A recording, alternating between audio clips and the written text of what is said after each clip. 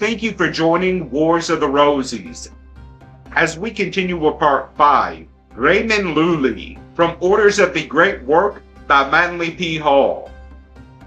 Raymond Lully. The Dr. Illuminus Raymond Lully gained a wide reputation in Catalonia and is honored to this day by the Majorcans, among whom his doctrines still have a considerable following. He was a man of unusual attainments in literature, poetry, philosophy, religion, mysticism, sociology, linguistics, and the sciences. Popularly venerated as a saint, he attempted single-handed a broad missionary program against Mohammedanism and was stoned to death outside the city walls of Bergy in northern Algeria. Although Lully exposed himself to the vengeance of the infidels with fanatical zeal and was frequently imprisoned, he was nearly 80 years of age at the time of his death. He would almost certainly have been beatified and probably canonized had he not come under the disfavor of the powerful Dominican order. His doctrines also had influential support, however, and his reputation was stoutly defended by the Jesuits.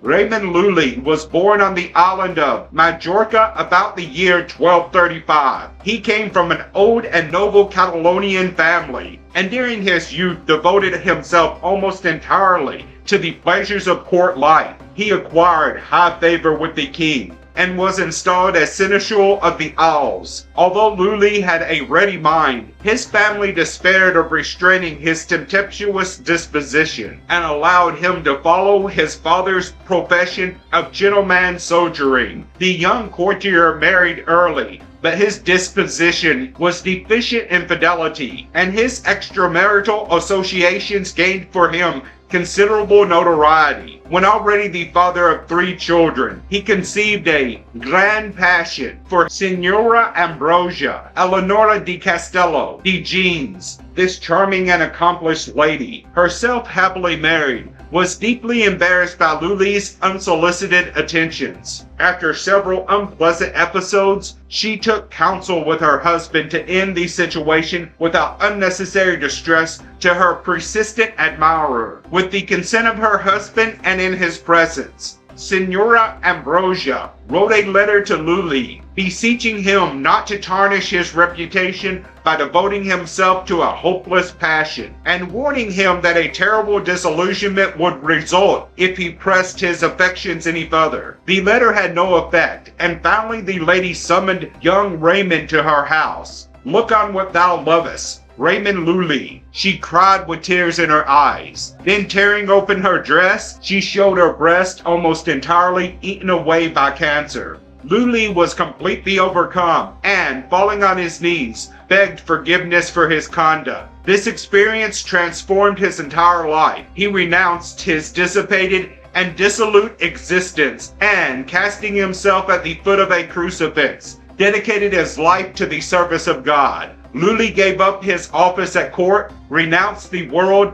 and divided the larger part of his estate among his family, reserving only enough for the absolute necessities of life. He also distributed his goods generously among the poor. During the same time, he received several visions of Christ which consoled him through desperate illness and misfortune. Convinced by mystical experiences that he had been selected to enlighten mankind, he traveled extensively, studied diligently, and for several years served as a professor of the Arabic language in the Franciscan monastery at Miramar. Driven by relentless pressures within himself, he resolved to attempt the conversion of the Mohammedans. He visited Rome to exhort the Pope to establish monasteries for the education of missionary friars. Honorius IV, who might have furthered this program, died as Lully reached Rome, and the project received no immediate attention. Like St. Augustine, whose repentancies are proverbial, Lully struggled incessantly with real or imaginary defects of his own character. He journeyed to Tunis, where his fiery zeal against Islamism caused him to be arrested, cast into prison, and condemned to death for seducing the people. He was saved by one of the learned Islamites, whom he was attempting to convert. On another occasion in Algiers, the authorities, exasperated by Lully's preachings, put a bridle in his mouth, depriving him of speech for 40 days, then beat him roundly and expelled him from the kingdom.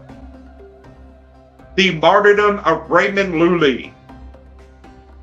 The remaining years of Lully's life were mostly devoted to his missionary activities among the Mohammedans, and the inevitable retaliations which he brought upon himself. At last, his earthly journey ended under the walls of Bougie. According to one account, merchants passing Tunis saw a strange light hovering over the ground. Going ashore in a small boat, they found that this light came from a heap of stones which had been hastily piled over Lully's body.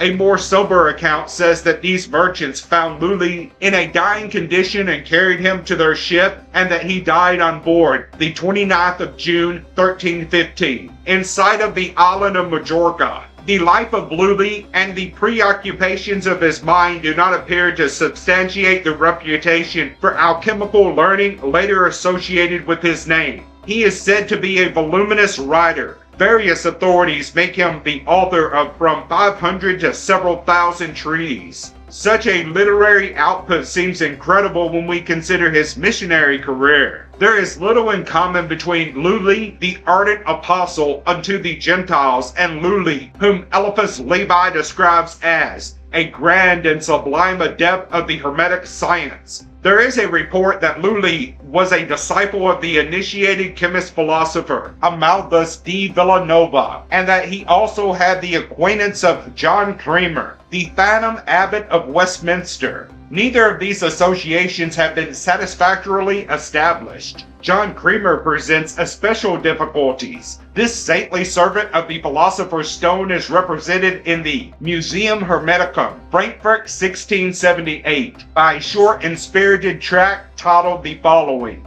There is a vignette portrait of the abbot on the title page, which could be a reasonable likeness of almost anyone. Incidentally, the identical vignette ornaments the title page of an earlier work published by Luca Genus in 1625. This is entitled The Philosopher's Stone, a beautiful article by a German philosopher in the year 1423. The work is signed HCD, the initials standing for the following.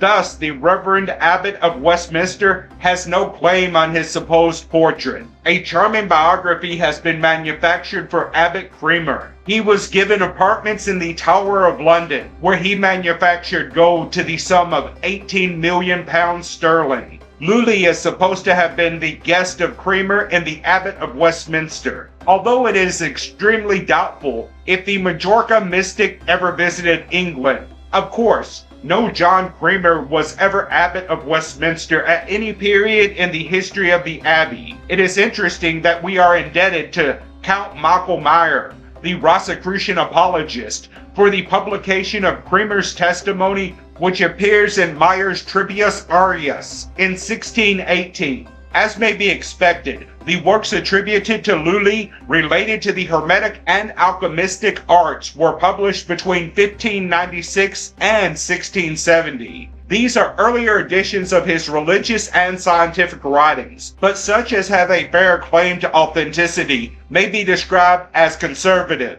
Lully emerges as a patron saint of the fire chemist, with other names rescued from distinguished desuetude by the moving spirits beyond the 17th century Reformation. There is ground, however, for including Raymond Lully in the descent of the esoteric tradition. In 1283 he wrote Blanquerna, a mystical philosophical fiction belonging to the order of Utopias. This work shows acquaintance with the Platonic concept of the philosophic empire, and anticipated by 300 years the utopian cycle beginning with Sir Thomas More and ending with Sir Francis Bacon. By his poems and literary works, Lully may be entitled to inclusion in the descent of the troubadours, and he is known to have some acquaintance with the teachings of the Spanish Kabbalist. Several writers who will probably never be identified used Lully's name to advance tracts of a much later date, and confronted with this confusion, some historians have taken refuge in the old and convenient device that the works of two or more men of the same name have been jumbled together. Perhaps the later alchemists were as skillful in transmuting old authors and their writings as they were in digesting and augmenting their mineral compounds. Lully is a good example of the methods of convenience practiced in such German literary workshops of esoteric fraternities as the one in Frankfurt, presided over by Luca Genus and Theodore de Bry. Without such sympathetic and obliging printers and engravers, the program for the universal regeneration of human society would have been seriously impaired. Thank you for watching, and please don't forget to share, like, subscribe, and comment. And if you can, please consider donating to Wars of the Rosies. Links to PayPal and Patreon are in the description. Thank you so very much.